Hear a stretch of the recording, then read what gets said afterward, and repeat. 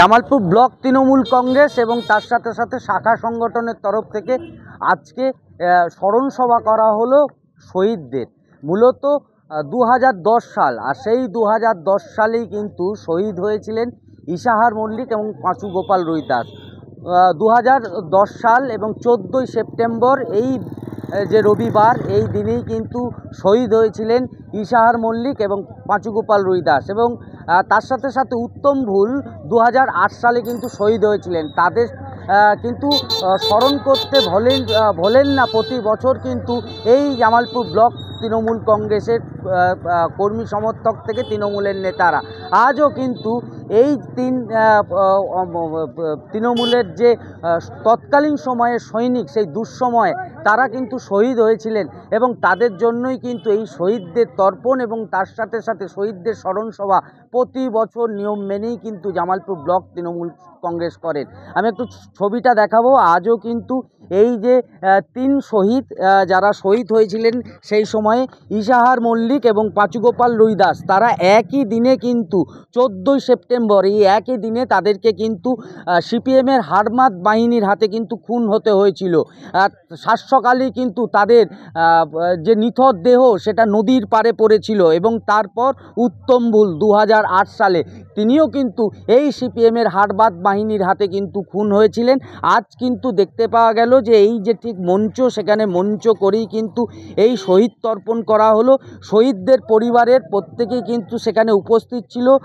যেমন উপস্থিত ছিলেন, দেখতে পাওয়া যাচ্ছে যে ইশাহার মল্লিক, তার যে স্ত্রী রেহেনা বেগম এবং তার সাথে সাথে পাঁচু গোপাল রুইদাস, তার যে স্ত্রী কল্যাণী রুইদাস এবং অঞ্জলি ভুল, উত্তম ভুলের স্ত্রী, তারা কিন্তু আজকের এই শহীদ যে তর্পণ, সেই তর্পণ অনুষ্ঠানে কিন্তু উপস্থিত ছিলেন। এবং তার সাথে সাথে যেটা তৎকালীন সময়ে রেলমন্ত্রী ছিলেন মুখ্যমন্ত্রী মমতা বন্দ্যোপাধ্যায়, তিনি কিন্তু এই যে শহীদদের পরিবার তাদেরকে কিন্তু চাকরি দিয়েছিলেন। দেখতে পাওয়া গেছে উত্তম ভুলের যে 2 ছেলে, তারা কিন্তু প্রত্যেকেই রেলে চাকরি করছেন এবং তার সাথে সাথে পাঁচু গোপাল রুইদাস এবং তার সাথে সাথে উত্তম ইশাহার মল্লিক এবং তাদের পরিবারেও কিন্তু প্রত্যেককেই চাকরি দেওয়া হয়েছে, তাদের ভাইপোরা চাকরি করছেন। তৎকালীন সময়ে মুখ্যমন্ত্রী যে সেই লড়াইয়ে, তাদের সেই সময়ে দুঃসময়ের লড়াইয়ে যারা প্রাণ দিয়েছিলেন, এই 3 যে শহীদ, তারা কিন্তু শহীদ হয়েছিলেন এই তৃণমূল কংগ্রেসকে কিন্তু ক্ষমতায় আনার জন্য। এবং তারপরেই কিন্তু এই পরিবারদের দিকে তাকিয়েছিলেন তৎকালীন সময়ে যে বিরোধী সময়ে যিনি বিরোধী ছিলেন মমতা বন্দ্যোপাধ্যায়, এবং পরবর্তীকালে রেলমন্ত্রী থাকাকালীন এই প্রত্যেককেই কিন্তু চাকরি দিয়েছিলেন। এবং এই যে প্রতি বছর এই অমরপুরে কিন্তু এই শহীদের জন্য কিন্তু মাল্যদান করেন এবং প্রতি বছর কিন্তু এমএলএ থেকে শুরু করে ব্লক সভাপতি এবং বিভিন্ন পঞ্চায়েত প্রধান থেকে শুরু করে প্রত্যেকেই কিন্তু এই দিনে উপস্থিত থাকেন এবং শহীদদের পরিবারে প্রত্যেককে ডাকা হয় এবং ডেকে সেই শহীদের যে তর্পণ সেটা কিন্তু করেন এবং তার সাথে সাথে প্রত্যেকটা শহীদ পরিবারের সাথে কিন্তু কথা বলেন, তারা প্রত্যেকে কেমন আছেন প্রতিটা মুহূর্তে কিন্তু খোঁজ খবর নেওয়া হয়। মূলত বলা চলে যে সময়ে, সেই দুঃসময়ে সিপিএমের সেই হারমাত বাহিনীর হাতে যে 3 জন শহীদ হয়েছিলেন, সেই শহীদ পরিবার কিন্তু শহীদ পরিবারের প্রতি কিন্তু শ্রদ্ধা এবং তার সাথে সাথে যারা শহীদ হয়েছিলেন তাদের প্রতি কিন্তু শ্রদ্ধা জানিয়ে আজকের দিনটা কিন্তু প্রতি বছর পালন করা হয়। এই 14ই সেপ্টেম্বর আজকের দিনেই কিন্তু ইশাহার মল্লিক এবং পাঁচু গোপাল রুইদাস তারা কিন্তু খুন হয়েছিলেন। এই যে জায়গা, সেই জায়গার অমরপুর, এবং অমরপুরে কিন্তু তাদের সমাধি বেদি করারও হয়েছে এবং তার ঢিলছোড়া দূরত্বেই দামোদর নদী বয়ে চলে যাচ্ছে এবং দামোদর নদীর বক্ষেই কিন্তু ঠিক পাড়েতেই কিন্তু এই ইশাহার মল্লিক এবং পাঁচু গোপাল রুইদাসের নিথর দেহ পড়েছিল।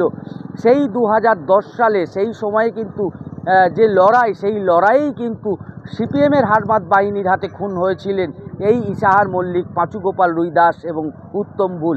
তাই প্রতি বছর নিয়ম করে আজকের দিনে এই 3 শহীদের প্রতি শ্রদ্ধা এবং সমবেদনা জানিয়েই কিন্তু জামালপুর ব্লক তৃণমূল কংগ্রেসের তরফ থেকে কিন্তু আজকের দিনটা পালন করা হয়। আজকের দিনটা আমাদের কাছে মানে সেই সময়টা, সেই দিনটা আজও চোখে ভাসছে।